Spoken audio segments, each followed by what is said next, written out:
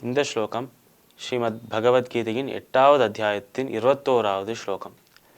இந்த ஒரு ஸ்லோகத்தில் நம்ம கிருஷ்ணர் அர்ஜுனையை பார்த்து கூற வரும் விஷயம், போன ஸ்லோகங்களில் பிரம்மலோகத்தை தொடங்கி பிரம்மலோகத்திலேருந்து இந்த பூலோகம், இந்த ஒரு நரகம் வரைக்கும், நரகம் பூலோகத்திலேருந்து ஆரம்பித்து பிரம்மலோகம் வரைக்கும் அனைத்துமே அழியக்கூடிய தன்மை உடையது அர்ஜுனா என்று சொன்னார் நம்மளோட கிருஷ்ணர்.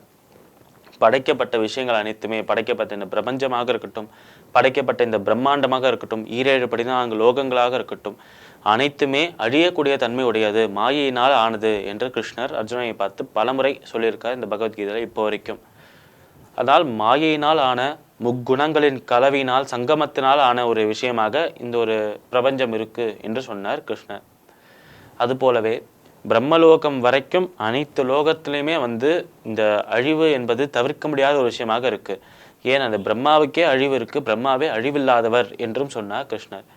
அப்பேற்பட்ட பிரம்மாவுக்கு அந்த ஒரு ஆயுள், அந்த ஒரு லைஃப் ஸ்பேன் எவ்வளவு என்றால் 100 வருடங்கள்.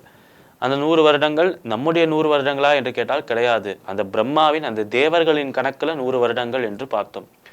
அப்படி அந்த 100 வருடங்கள்ல 360 நாட்கள், 365 நாட்கள், 12 மாதங்கள், அதில் ஒவ்வொரு மாதத்திலும் 4 வாரங்கள், அதில் ஒவ்வொரு வாரத்திலும் 7 நாட்கள், அதில் ஒரு நாளில் 24 மணி நேரம் என்று பார்த்தோம். அந்த ஒரு நாளில் ஒரு பகல், ஒரு இரவு, 12 மணி நேரம் சரிசமமாக இருக்கும் என்று பார்த்தோம். அப்படி பிரம்மாவின் வாழ்நாளில், பிரம்மாவின் வாழ்க்கையில் ஒரு நாள், ஒரு பகல் என்பது இங்கு ஒரு கல்பமாக இருக்கு, அதாவது ஒரு 1000 சதுர்யுகங்களாக இருக்கு என்று பார்த்தோம். இன்னொரு இரவு என்பது இங்கு 1000 சதுர்யுகங்களாக இருக்கு என்று பார்த்தோம். ஆனால் நம்ம கணக்குப்படி பார்த்தோம் என்றால் பிரம்மாவுக்கு அழிவில்லை என்றுதான் பார்ப்போம். ஆனால் தேவர்களின் கணக்குப்படி, அந்த பிரம்மாவின், அந்த ஒரு கடவுளின், அந்த இறைவனின் கணக்குப்படி அவருக்கும் அழிவு இருக்கு என்று தான் புரிந்து கொள்ள வேண்டும். இப்படி பிரம்மாவுக்கும் அழிவு இருக்கு, நம்மை படைப்பவருக்கும் அழிவு இருக்கு என்றால் அவரால் படைக்கப்படும் விஷயங்களுக்கும் அழிவு என்பது இருக்கும் தானே. அதனால்தான் பிரம்மாவின் நாள் துவங்கும் போது நம்ம எல்லாருமே படைக்கப்படுகிறோம், உயிரினங்கள் எல்லாமே படைக்கப்படுகின்றன.